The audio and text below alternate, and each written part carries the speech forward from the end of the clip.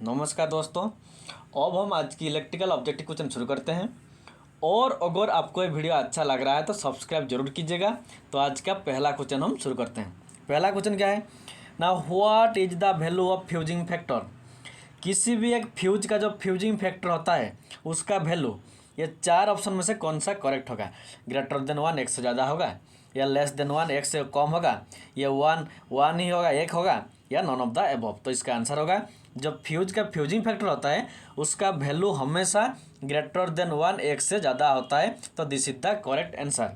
तो कैसे होता है देखो, जब फ्यूजिंग फैक्टर होता है उसका एक फॉर्मूला है, fusing factor is equal to fusing current divide by rated current. ये होता है हमारा फ्यूजिंग फैक्टर का फॉर्मूला। तो ये फ्यूजिंग फैक्टर क्या है और ये रेटेड करंट क्या है। देखो, जब फ्यूज हम घर में यूज करते हैं उसके अंदर एक फ्यूज वायर होता है। जो फ्यूज वायर होता है उसका एक रेटेड होता है, एक करंट रेटिंग करंट होता है, जिसको हम क्या कहते हैं, रेटेड करंट कहते हैं। मान लो ये जो फ्यूज है इसका रेटिंग करंट कितना है, 5 एम्पियर इसका रेटिंग करंट हो गया। तो जब इस फ्यूज के थ्रू 5 एम्पियर से ज़्यादा करंट फ्लो होगा तब ये क्या होगा ना, ये फ्यूज मेल्ट होता है। तो जिस करंट में 5 एम्पियर से ज़्यादा जिस करंट में ये फ्यूज मेल्ट हो रहा है उसको क्या कहते हैं ना, फ्यूज करंट कहते हैं। तो इसमें जो इक्वेशन बनता है, जो फ्यूज करंट होता है उसका वैल्यू रेटेड करंट से ज़्यादा होता है। इसीलिए देखो, किसी भी फ्रैक्शन में जो न्यूमिनेटर होता है उसका वैल्यू अगर डिनोमिनेटर से ज़्यादा होता है उसमें क्या होता है ना, उसका वैल्यू एक से ज़्यादा होता है, ग्रेटर देन एक होता है। इसीलिए ये जो न्यूमिनेटर है उसका वैल्यू डिनोमिनेटर से ज़्यादा है, इसीलिए ग्रेटर देन वन होगा फ्यूजिंग फैक्टर का value. This is the correct answer. Then देखो नेक्स्ट क्वेश्चन क्या है। नेक्स्ट क्वेश्चन है the metals are good conductors because these are having number of dash. देखो, जो हमारा मेटल होता है वो ही क्या होता है ना, गुड कंडक्टर होते हैं। क्यों होते हैं?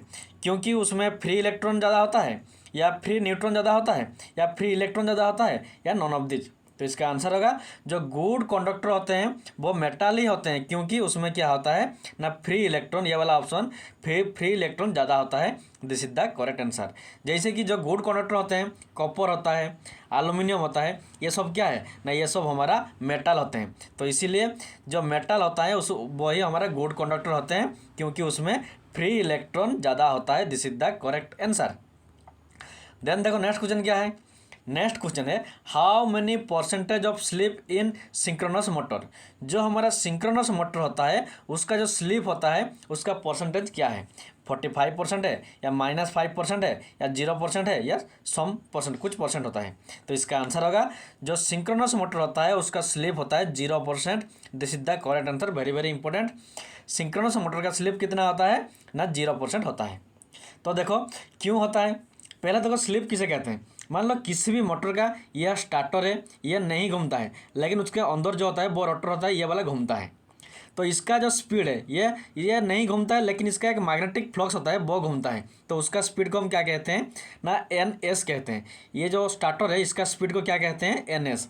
माइनस ये जो रोटर है ये घूमता है, इसका स्पीड को क्या कहेंगे, NR कहेंगे।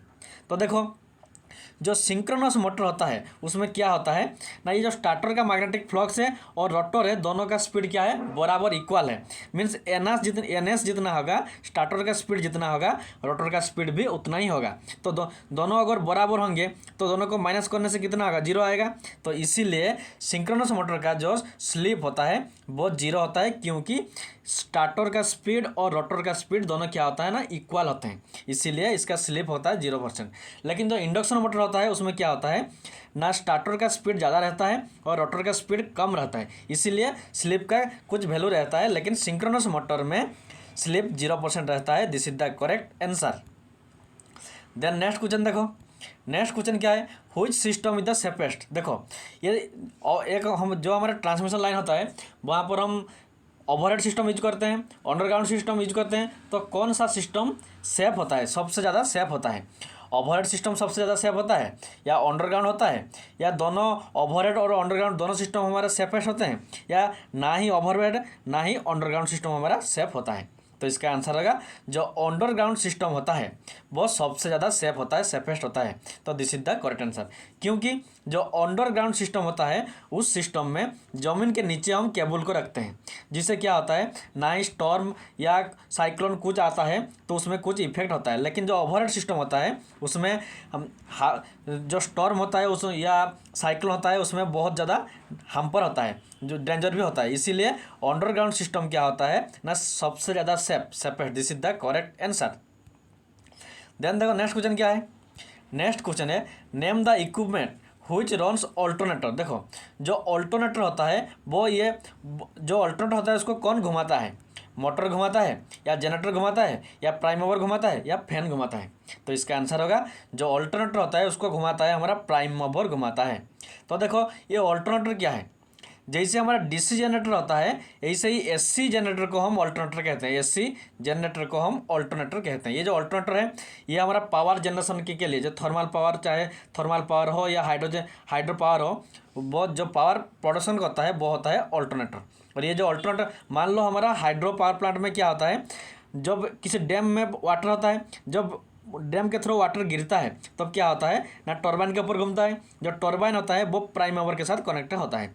जब टर्बाइन घूमता है तो प्राइम मूवर भी घूमता है और उसके साथ साथ ऑल्टरनेटर भी घूमता है। इसीलिए जो ऑल्टरनेटर होता है उसको प्राइम मूवर ही घुमाता है। तो this is the correct answer. और प्राइम मूवर को हमारा टर्बाइन घुमाता है।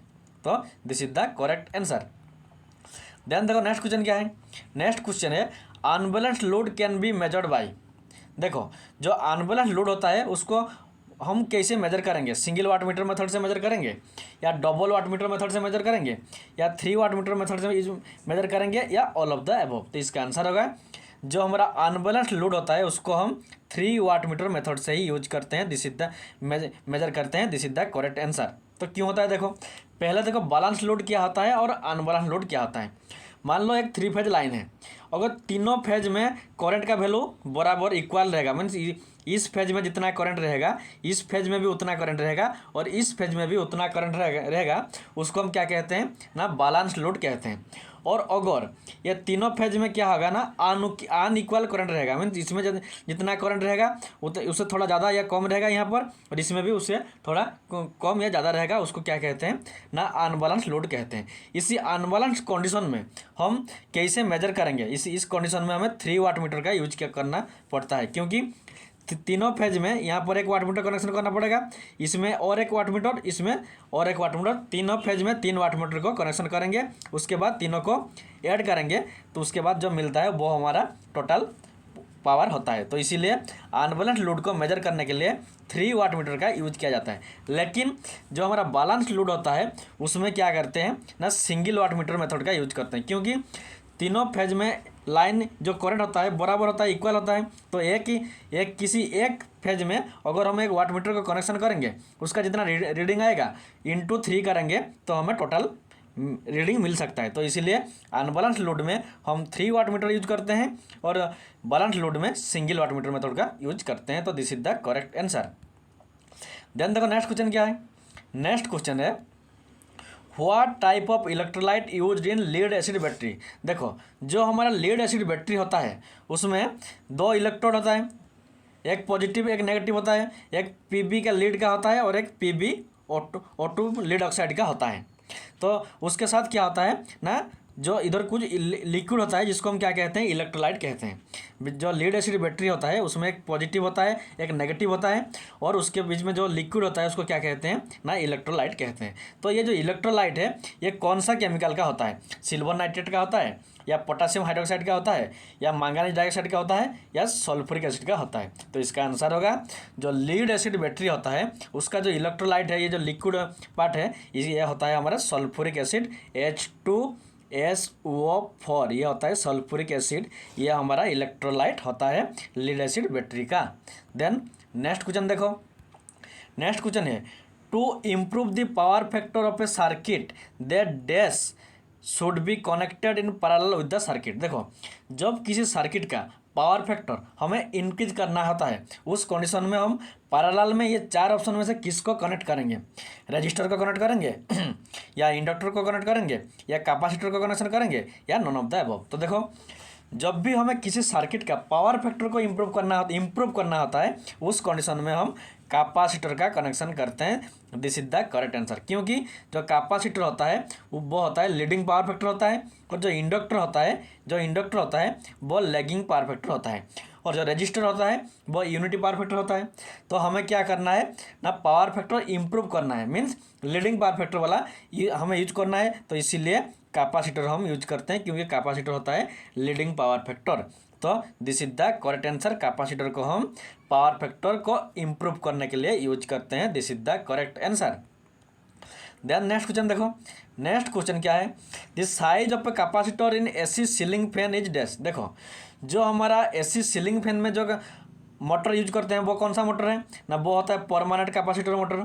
तो उसमें कैपेसिटर जो परमानेंट कैपेसिटर होता है वो उसका साइज कितना है, 1 से लेकर 1.5 माइक्रोफैराड, या 2 से लेकर 2.5 माइक्रोफैराड, या 2.5 से 3 माइक्रोफैराड, या 3 से 3.5 माइक्रोफैराड। तो इसका आंसर होगा जो एसी सीलिंग फैन में जो हम परमानेंट कैपेसिटर मोटर यूज करते हैं उसमें जो परमानेंट कैपेसिटर होता है उसका साइज होता है 2 से लेकर 2.5 माइक्रोफैराड होता है। This is the correct answer. याद रखना जो कैपेसिटर होता है उसका साइज कितना है, 2 से लेकर 2.5 microfarad. This is the correct answer.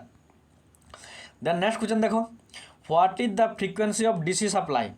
DC जो होता है उसका फ्रीक्वेंसी कितना है, 100 हर्ट्ज, 50 हर्ट्ज, 20 हर्ट्ज, या 0 हर्ट्ज। तो इसका आंसर होगा डीसी सप्लाई का फ्रीक्वेंसी होता है 0 hertz. This is the correct answer, क्योंकि देखो जो एसी होता है उसका वेव फॉर्म कैसे होता है, ऐसे होता है, एक पॉजिटिव एक नेगेटिव, एक पॉजिटिव एक नेगेटिव, ये होता है एसी का। लेकिन डीसी का क्या होता है, स्ट्रेट लाइन होता है। तो देखो फ्रीक्वेंसी किसे कहते हैं, एक पॉजिटिव और एक नेगेटिव मिलकर एक साइकिल बनता है। तो यहाँ से लेकर यहाँ तक एक साइकिल बनता है। अगर एक सेकेंड में जितना साइकिल कंप्लीट करेगा उसको क्या कहते हैं, फ्रीक्वेंसी कहेंगे। लेकिन जो डीसी होता है इसमें ना ही पॉजिटिव है ना ही नेगेटिव है, ये तो स्ट्रेट लाइन है, तो इसीलिए इसका फ्रीक्वेंसी ही नहीं है। तो इसीलिए क्या होगा ना, डीसी के वेरी वेरी इंपॉर्टेंट, डीसी का फ्रीक्वेंसी नहीं है, इसलिए 0 hertz is the correct answer. और जो इंडियन स्टैंडर्ड में होता है, इंडियन एसी होता है उसका फ्रीक्वेंसी कितना होता है, 50 हर्ट्ज। मीन्स एक सेकेंड में जो एसी होता है इंडियन स्टैंडर्ड के मुताबिक वो एक पॉजिटिव एक नेगेटिव मिलाकर एक साइकिल होता है। तो ऐसे ही वो 50 साइकिल कंप्लीट करता है 1 सेकेंड में। इसीलिए जो हमारा एसी होता है इंडियन स्टैंडर्ड के मुताबिक वो होता है फ्रीक्वेंसी 50 हर्ट्ज, लेकिन डीसी का फ्रीक्वेंसी 0 हर्ट्ज होता है। This is the correct answer. और आज के लिए इतना ही। Thanks for watching.